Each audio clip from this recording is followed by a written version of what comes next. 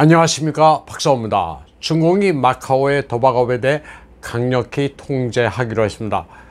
마카오 당국은 9월 14일 사행산업법 개정 초안을 발표하고 45일 동안 대중에 공지하기로 했습니다. 이 소식이 전해지자 마카오 카지노 관련 주가는 크게 폭락했습니다. 마카오에는 6개 카지노가 있는데 18%에서 많게는 30%까지 폭락했습니다. 이 가운데 메이카오메이, MGM 그랜드, 용리 아오만, 영어로 윈 마카오, 진사 중국 요센공司, 골든 샌드 중국은 미국계입니다. 민간에서는 이제 공산당 지부가 도박장에 진주할 전조라고 말하고 있습니다. 하루 만에 140억 달러가 증발했습니다. 마카오에는 당초 3개의 카지노가 있었는데 미국 라스베가스 카지노도 여기에 진출하려 했습니다.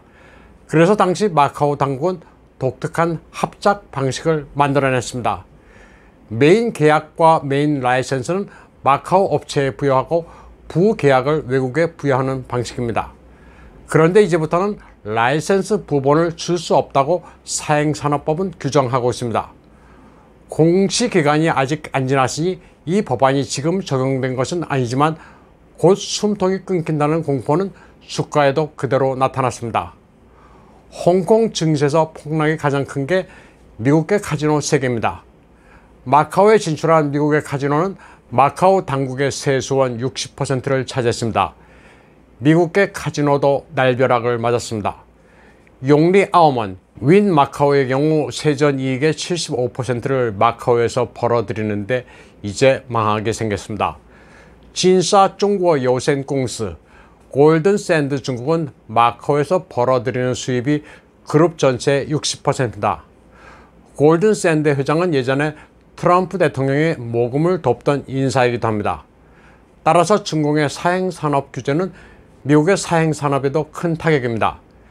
미중 관계가 좋았을 때 골든 샌드는 마카오 사업이 잘 되자 투자액을 더욱 늘렸습니다. 중공 당국의 조치는 그렇지 않아도 불황인 마카오 카지노에 카운터 펀치를 날린 셈이 됐습니다. 2021년 2월 이후 크게 수입이 떨어졌습니다. 원래 매월 30억 달러는 벌어들였는데 이게 5억 달러로 줄어들었습니다. 그런데 도와주지는 못할 망정 쪽박을 깼습니다. 중공 당국은 디지털 이민폐로 알리바바를 감시하려 한 것을 마카오에도 적용하려 하고 있습니다. 중공 외에 처음으로 디지털 이민폐를 도입하려 하는 곳이 바로 마카오입니다. 보통 중공 사람들이 마카오에 가면 이민폐를 달러나 홍콩 달러로 바꿔 카지노에서 소비하는데 디지털 이민폐를 사용하면 기존의 관행을 아예 봉쇄하는 겁니다.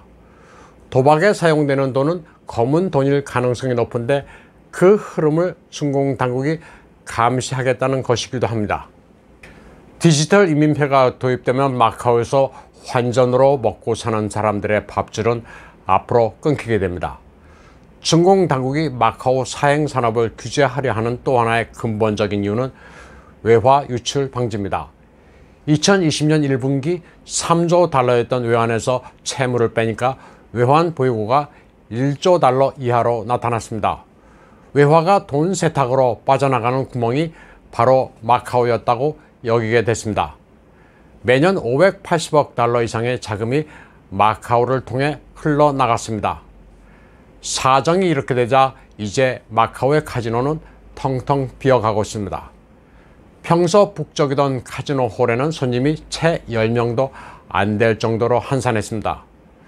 중공이 이렇게 도박업을 옥죄는 표면적인 이유는 시진핑의 공동부유에 부합하지 않기 때문입니다. 서민의 살림살이와 아무런 관계가 없는 것도 이유이긴 하지만 도박업은 중공의 정관계와 아주 밀접한 관계를 맺고 있습니다.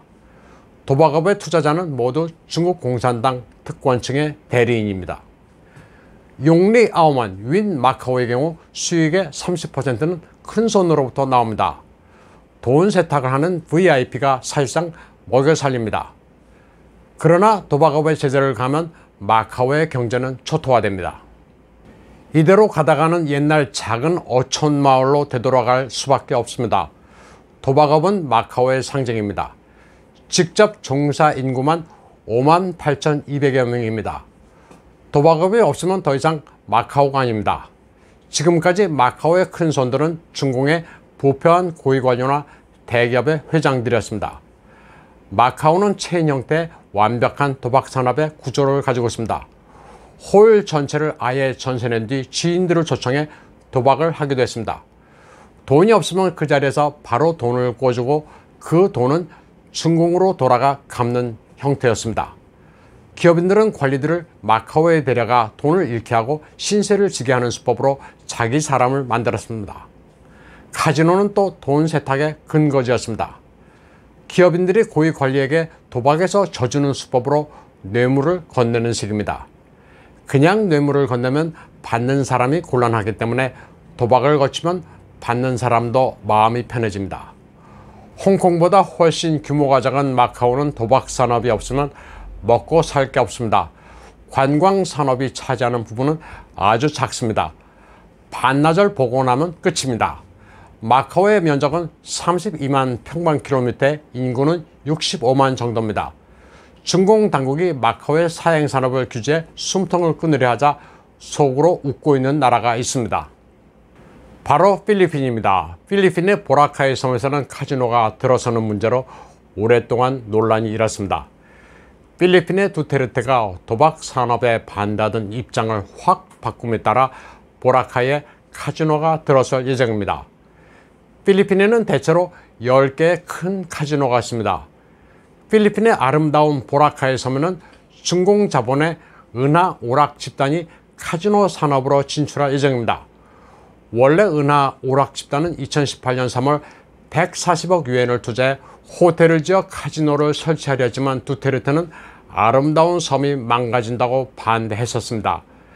그런데 두테르테는 종전에 미안했다면서 태도를 바꿨습니다.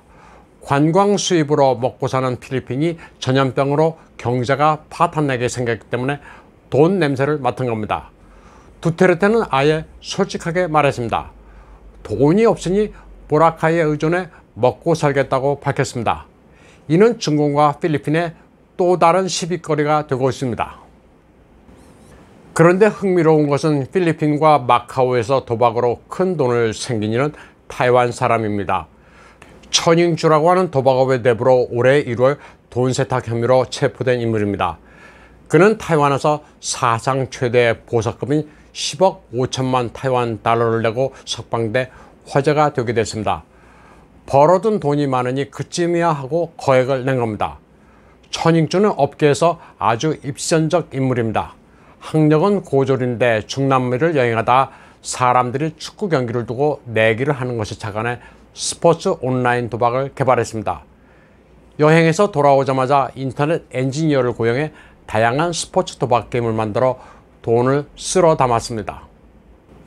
이 천잉주란 사람은 아주 특이하고 재미있는 사람입니다. 타이완 여야 정치인들에게 후원도 하고 자선 사업도 활발하게 합니다. 타이완 사람이라 도박을 타이완에 개설하면 나라에 해악이 된다고 여겼는지 타이완 내에는 IP를 제한했습니다. 서버는 필리핀과 싱가포르에 설치했습니다. 그리고 자기 부하나 직원들에게는 도박을 하지 말라고 엄명을 내렸습니다. 그가 10억 5천만 타이완 달러의 보석금으로 석방된 데는 이 점도 감안됐습니다. 그는 결과적으로 중공 사행 산업 단속의 최대 수혜자가 될 가능성이 높아졌습니다. 두테르테가 사행 산업을 환영한 만큼 필리핀에서 돈을 크게 벌 여지가 생겼습니다. 그런 만큼 그가 중공 당국에는 눈의 가시가 될 공산도 커졌습니다. 시진핑 정권은 연예계, 정법계 공안 부문 숙청, 부동산 거품 제거 움직임에 이어 마카오의 사행 산업을 손보려 하고 있습니다.